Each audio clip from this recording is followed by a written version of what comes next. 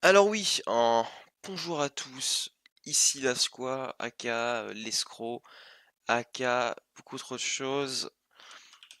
On va parler aujourd'hui, comme vous l'avez vu dans le titre, de Tokyo 78. Alors oui, comme ça peut paraître un peu putassier. Ah bah le jeu a planté. Incroyable, exceptionnel moment. On va parler de Tokyo 78. Alors pourquoi est-ce qu'on parle de cette personne dont tout le monde a parlé, que tout le monde a critiqué, tout le monde a dit: «Voilà, c'est un cancer, il fait du putaclic, il fait du putassier» et cetera. Eh bien, moi aujourd'hui, je viens vous annoncer, mon point de vue sur la question. Alors oui, évidemment, il y a une question, dans le titre, hein, de Keri78, cancer ou génie du YouTube Game? Eh bien voilà, je vais vous dire la réponse cash. Dekiri78 est un génie, dans le sens où il a très vite compris finalement, pourquoi est-ce que le jeu ne démarre pas? Bref, il a très vite compris finalement, comment fonctionnait YouTube. C'est-à-dire, là, bon par exemple, en ce moment, il fait beaucoup de Fortnite, hein, si j'ai regardé sa chaîne, j'ai regardé un petit peu vite fait, il fait beaucoup de Fortnite. Parce que c'est ce qui marche. Si la tendance avait été à l'élevage d'ortolans sauvages, il aurait fait des vidéos IRL d'élevage d'ortolans. Je veux dire, cette personne a juste compris que il pouvait faire des vues en surfant sur la vague. Vous savez, YouTube, hein, je viens de le dire, est comme une sorte de grande vague. Voilà. Vous voyez, Big Wave, hein, le Big W, voilà, les vagues des films clichés sur les surfeurs. Euh, basiquement, euh, comment dire?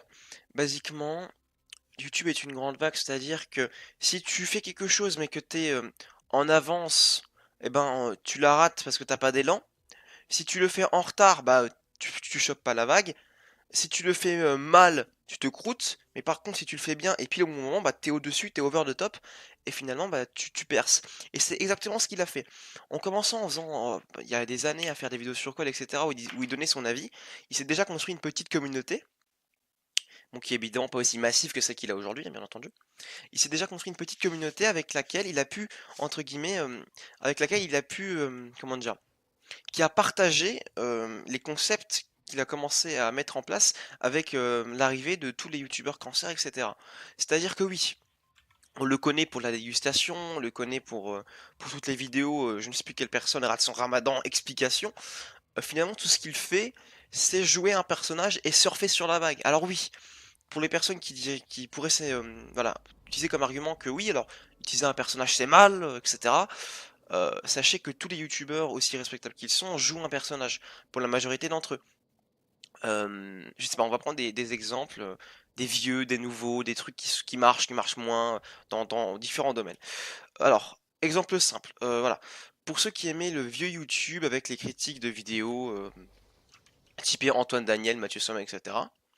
Mathieu Sommet, par exemple, ne fait que jouer des personnages. C'est absolument évident, hein, il le dit lui-même, ce sont des personnages qu'il joue. Pareil pour Antoine Daniel, il est très, comment dire, très, très absurde, très explosif sur son humour. C'est un humour qui peut-être qu'il n'adopterait pas IRL en parlant à des personnes qui ne seraient pas réceptives. C'est très simple, les gens qui font des vidéos sur YouTube s'adaptent à leur communauté. C'est-à-dire que voilà, Tekeri a compris que être très actif, très extravagant, péter son cap pour rien et forcer le mauvais jeu d'acteur, ça marchait. Et bien, il a continué. Il a trouvé le jackpot, il continue à foutre tous ses comptes dessus, c'est tout à fait normal. Il a trouvé le paradis fiscal, il met ses économies dedans. Tout le monde ferait ça, c'est tout à fait normal.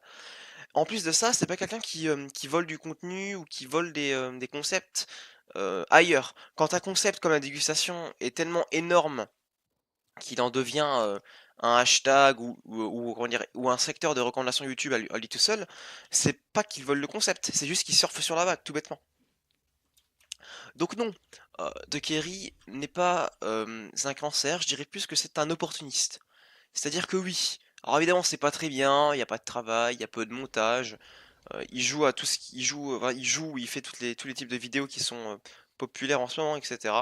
Mais à côté de ça, bon, son personnage et sa communauté sont là et c'est ça qu'ils veulent.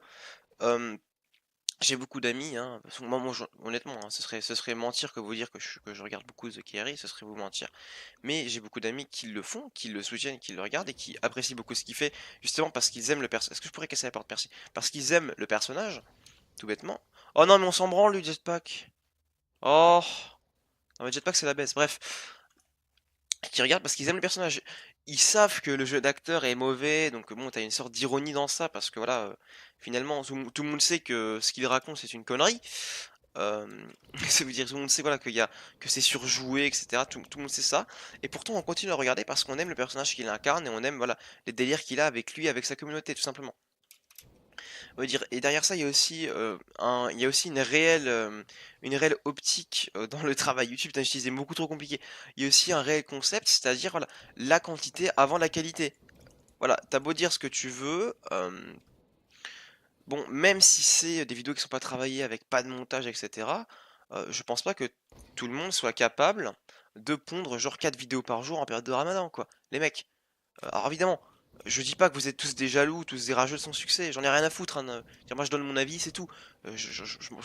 Comment dire que je m'en balance un petit peu de ce que vous pouvez penser, hein. Si vous voulez débattre, vous faites-le dans le commentaire, amusez-vous.